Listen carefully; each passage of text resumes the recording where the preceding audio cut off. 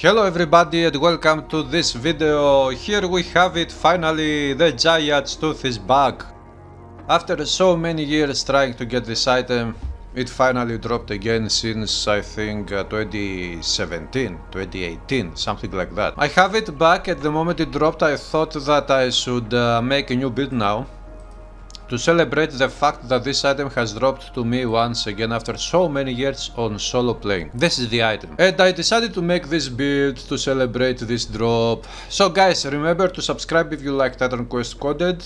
We have plenty of coded on this channel, more is coming always. Let's get into this build. Because this weapon provides an amount of plus 40% strength, this number can go up to plus 48% strength maximum. I decided to make a build which, as far as I remember, I have never made before such a build. And in this build, the idea was to have in each one of the slots of items, in all slots, to put an item that would provide a percentage to strength. For example, this one provides plus 40% to strength, this one provides plus 11% to strength. Not only a flat number of strength, I don't care about flat numbers of strength. A percentage of strength. And this is what I did, and all of these items provide percentage of strength. And as we can see, I have plenty of strength. So, before we get into the items, here we have the Daoist class. Daoist class is Warfare and Neidan Masteries. With attribute points, I didn't spend any points on health. I spent 15 points on energy to increase my energy. I spent plenty of points on strength, 0 points on intelligence, and most points went to dexterity because I needed to increase my defensive and offensive abilities. Without spending those points here, I wouldn't have these numbers here. For the skills, we have Warfare. Maxed out weapon training. Dual wielding is useless for this build. I have only 1 point on battle rage sometimes to get this offensive ability buff, and when this happens I deal more damage to enemies. Because I deal more critical hits, more frequently critical hits, and this ends up dealing more damage. Also there is a calculator, a formula in the game which takes if you have much more offensive ability than the defensive ability of enemies. A little bit your damage also increases your critical damage. There is such a formula, but it is a tiny one, nothing super special. Here we have the dodge attacks maxed out, we have maxed out the battle standard and the add-on triumph. These are very good to deal more damage to enemies and also to survive. Of course I'm using Onslaught as my main weapon because it buffs up physical damage, and this build is all about physical. Maxed out ignore pain. Only 1 point on hamstring, maybe I will max out this one later, and maxed out ardor to get more speed. Maxed out war wit to hit multiple targets, and the add-on lacerate to apply bleeding damage to multiple targets. This is also maxed out. The warhorn is not maxed out, it will get maxed out in the future, but the add-on is maxed out, the doomhorn, because this one reduces the enemy's health. In Neidan Mastery we have maxed out the potted elixir. This helps very much with survivability, especially when you don't have poison life leech ability resistances.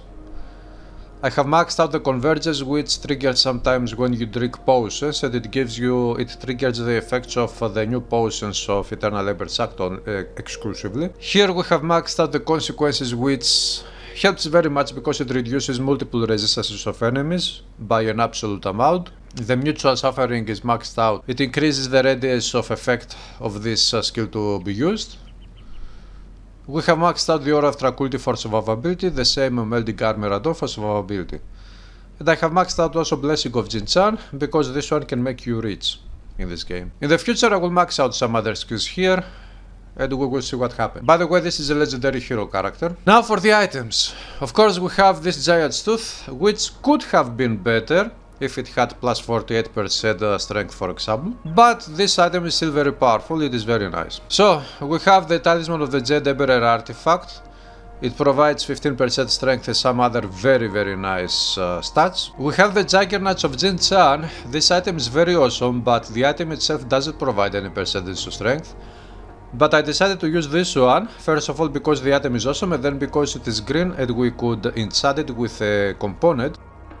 And it happens to have this component, the Stew of Eldimir from Ragnarok Act, which provides percentage to strength, and if you will be lucky, the The completed bonus will be against percentage to strength. We have the Helm of Tenacity. This one is awesome because it provides many resistances, a huge amount of base armor at 10% strength and defensive ability as well. The Hanutaneb's Ornate Braces, however you pronounce that. This comes from Eternal Ember's Egypt area as far as I recall. It is a very awesome item because it provides this chance of 39% armor absorption. Which armor absorption, to put it simply, is the inner wall. It is how effective armor can be to mitigate even more incoming physical damage. We also get physical resist, total damage, attack damage converted to health, which is very crucial. Also, this item is perfect.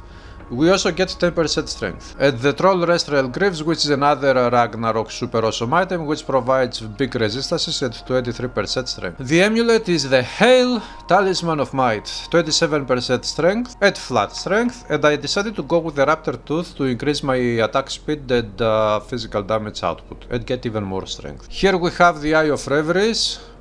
A very nice item providing some resistances, not many, but also provides 11% strength, intelligence, offensive defensive abilities. And here we have the Hail Ring of Immortality.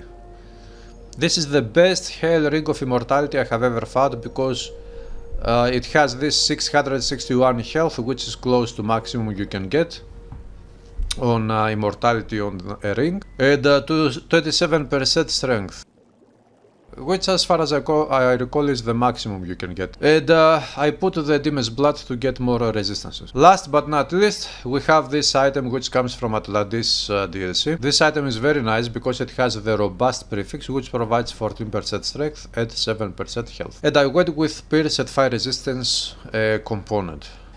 The perfect block skill is down here, by the way. Not that I'm using it, but I have it there. Sometimes I use it. This is the only constantly active aura skill we can have.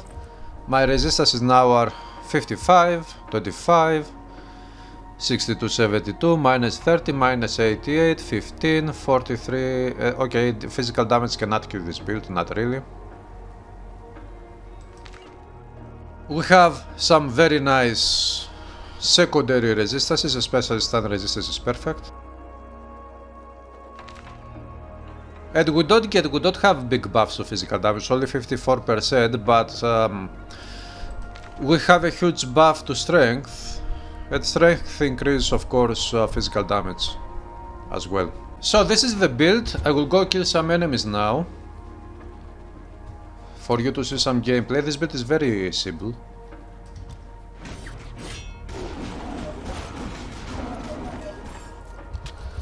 So my attack speed is 137% under the onslaught effect.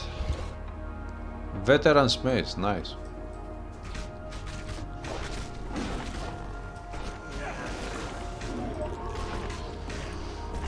And my damage can go up to 3500 approximately with the onslaught buff to physical damage.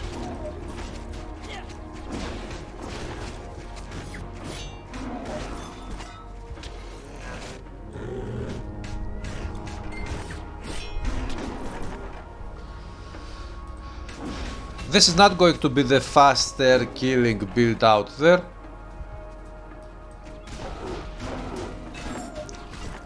But somehow, when you hit the enemy, you can feel that you hit the enemy, because this weapon is very big and...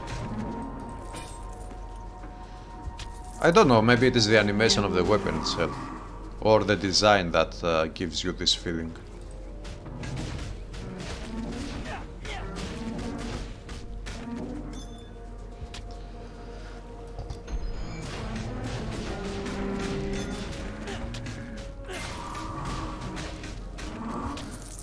We also have attack damage converted to health, so...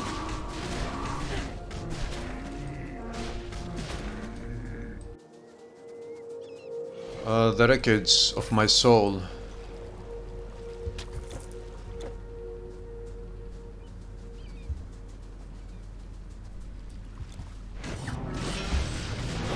Then you put the battle standard down and you destroy everything. Damage 5000 plus. Under the effects of both battle standard and onslaught.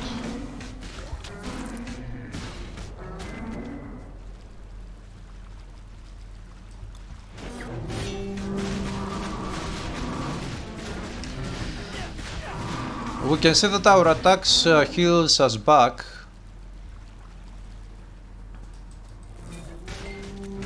Thanks to the attack damage convert to health that we get from that bracer's item, this one. How much? 13% attack damage convert to health. Of course, the downside of this specific stat is that you cannot life leech enemies like undead or constructs. But there are plenty more enemies in the game that you can life leech, so the stat becomes super useful.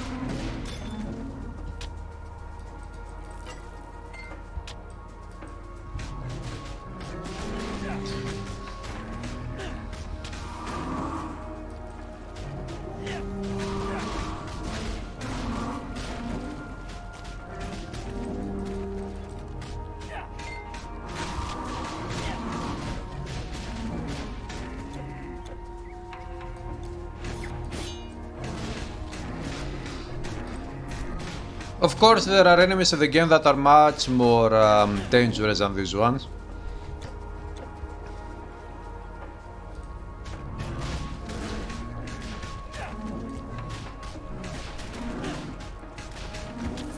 But here we can get a taste of how simple this build is and how it works.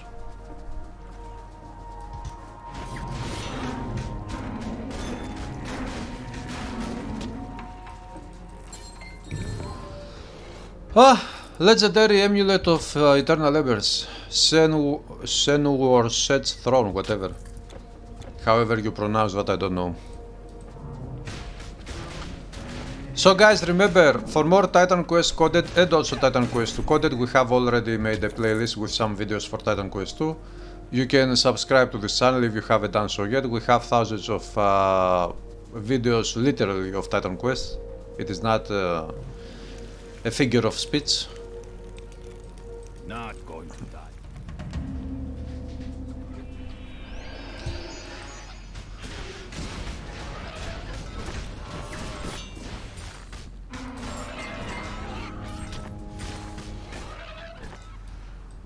Okay, the Shrine of XP.